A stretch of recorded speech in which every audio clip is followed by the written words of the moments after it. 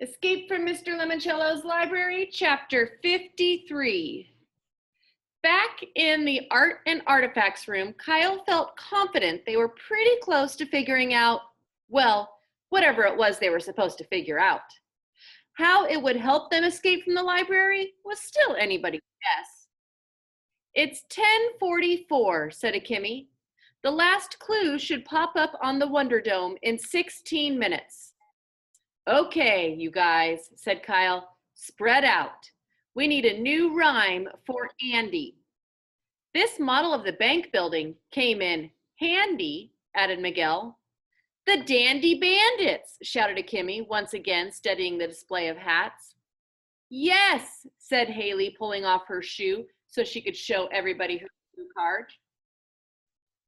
The band with the ITS. Bandits! I found this in the 300s room. That's the room clue we're waiting for, said Kyle. Because the Dewey Decimal number for true crime books always starts with the number 3, said Miguel. When we find that book, it'll tell us how and where the bandits crawled in 1968. Listen to this, you guys, said Akemi.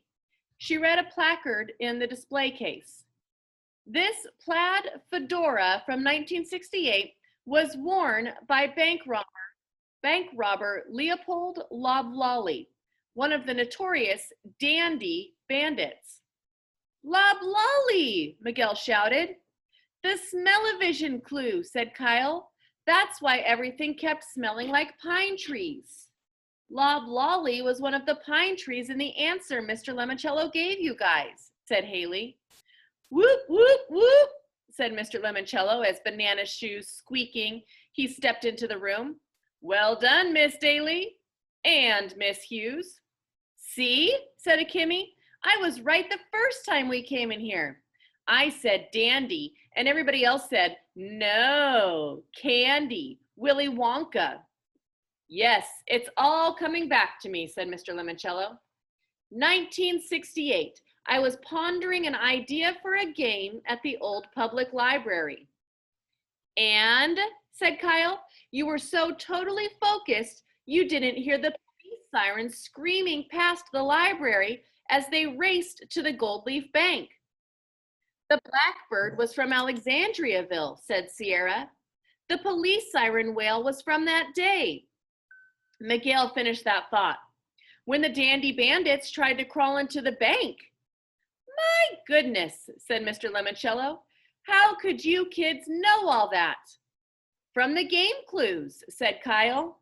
And from the story Dr. Zinchenko told us on Friday night when somebody asked her why a library building needed a bank vault door. She was already feeding us clues, said Akemi. The time is now 11 a.m., announced the ceiling lady. This game will end in 1 hour. Come on, said Kyle, heading for the door. It's the 11th hour. We need to go check out the Wonder Dome again. They raced to the balcony. There it is, said Sierra. 364.1092, shouted Miguel. Woohoo, cried Akemi. We're gonna win. Chapter 54. On the first floor, Childs was at long last video chatting with his uncle, James Willoughby III, the Librarian of Congress, who had finally shown up for the Ask an Expert call. Sorry for the delay, Charles. That's okay, Uncle Jimmy, Charles said, straining to smile and not scream. The time is now 11 a.m., announced the annoyingly placid lady in the ceiling. This game will end in 1 hour. Charles had to hustle. Sir, I know you're very important, very busy man, so I just have one quick question. If I were a book on true crimes in the state of Ohio, where would you shelve me? Library of Congress classification? No, sir, Dewey Decimal. Ah, easy, 364.1. What comes after the 1 will depend, of course, on how many books a library. Charles didn't stick around to hear the rest of his uncle's answer. He took off running for the closest spiral staircase up to the second floor. As he ascended the steps 2 at a time, he saw Kyle Keeley and his entire entourage running down a staircase from the 3rd floor. Charles reached the 2nd floor balcony first. He darted around the bend, past the door to the 500s room, the 400s. Keeley and his crew were coming from the opposite direction, but Charles reached the door to the 300s room before them. He swiped his library card, yanked the handle, and dashed into the room. He scanned the shelves and headed to his right. He heard Keeley enter the room. Glancing over his shoulder, Charles saw Keeley go left. Charles dashed up an aisle between the bookcases. He read the number at the end of each row of shelves, 310, 320, 330. One of those robots with the book baskets came rumbling across his path, but Charles was able to dodge it. 340, 350. Keeley's footsteps pounded up the passageway on the other side of the shelving units to his left. In the middle of the 300s room, they entered an open space with a judge's bench and a witness box.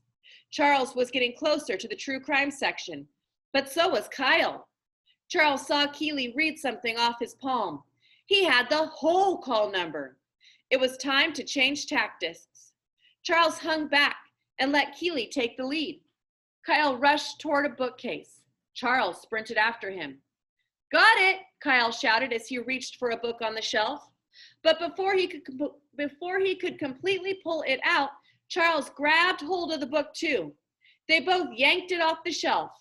Kyle had the spine. Charles had a hold of the top. They tugged it back and forth. While they wrestled with the book, Keeley's teammate caught up to them.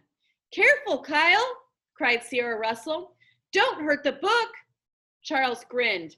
Keeley, the sentimental sap, was listening to the silly bookish girl and easing up on his grip, giving Charles his chance. He body-checked Keeley, slammed him with his shoulder, sent him flying, the book tumbling.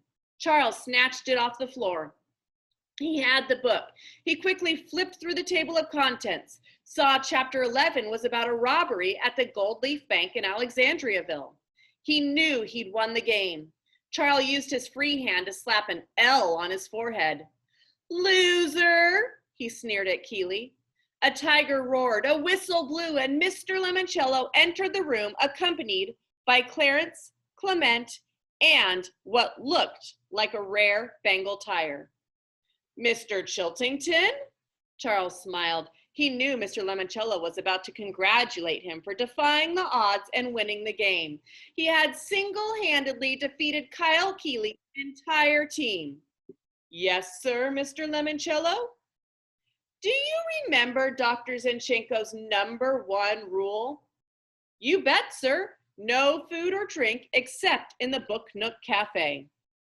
"No," said Mr. Lemoncello, touching the tip of his nose and making a buzzer noise. "Dr. Z, tell him what he should have said." Dr. Zinchenko's voice purred out of the ceiling speakers. "Be gentle with each other and most especially the library's books and exhibits." "I know," said Charles. "That's why I had to stop Kyle Keeley. He was ready to rip the cover off this poor book. Heck, sir, everybody at school knows that Kyle Keeley is a maniac. He'll do anything to win a game." Mr. Lemoncello turned to Kyle. "Is that true, Kyle? Would you actually destroy property if it stood between you and your prize?"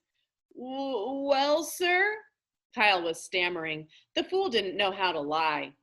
Charles quickly opened the book to chapter 11 and slipped his library card to bookmark the location. "You should ask Keeley about the window he broke, sir."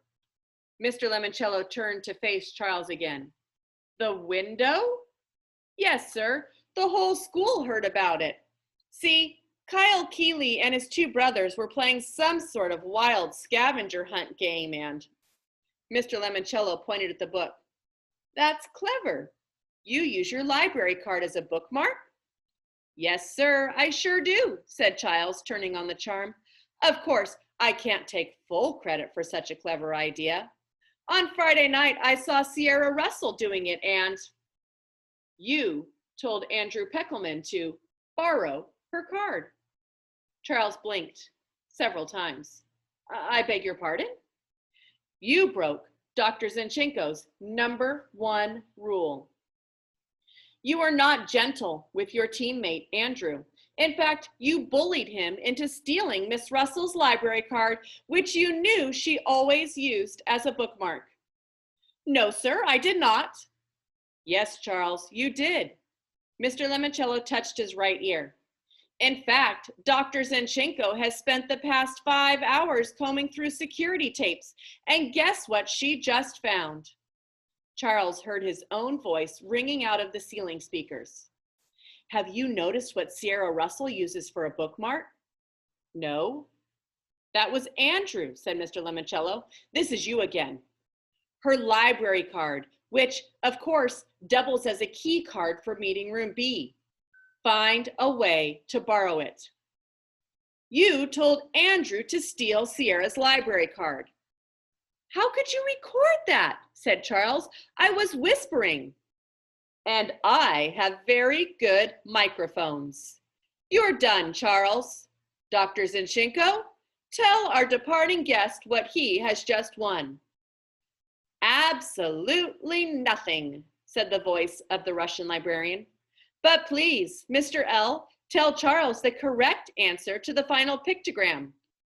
Ah, yes. Mr. Lemoncello reached into his back pocket, pulled out a 4x4 card, and showed it to Charles. Charles stood there fuming. Anyone care to help Charles out? Said Kyle. Is it 6 eat? You are very close, said Mr. Lemoncello. There was a pause. Then Haley laughed. Did it come after the football player? Yeah, said Charles. So?